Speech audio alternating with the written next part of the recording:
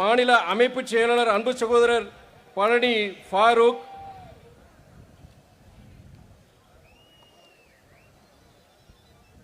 மார்க்சிய கம்யூனிஸ்ட் இயக்கத்தை சார்ந்த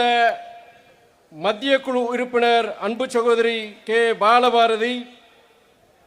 நான் பெரிதும் மதிக்கும் எழுச்சி தமிழர் அண்ணன் திருமா அவர்களின் அன்பு தம்பி விடுதலை சிறுத்தைகளின் சட்டமன்ற உறுப்பினர் அன்பு சகோதரர் எஸ் பாலாஜி அவர்களே, கொங்கு நாடு மக்கள் தேசிய கட்சியின் நிறுவனர் அண்ணன் ஈஸ்வரன் அவர்களே,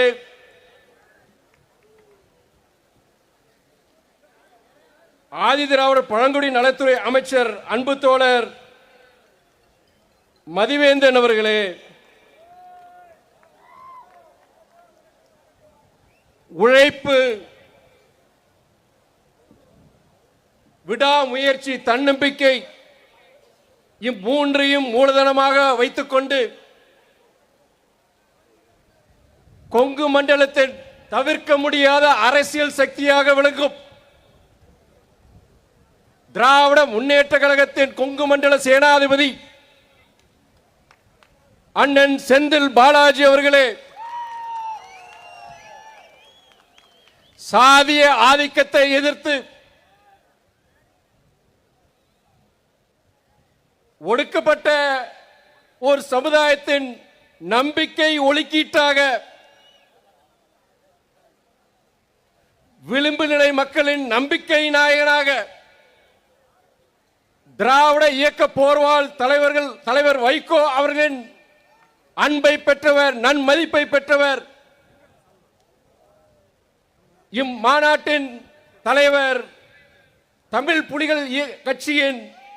தலைவர், என் ஆருயிர் சகோதரர் நாகை திருவள்ளுவன் அவர்களே, வணக்கம். ஒடுக்கப்பட்ட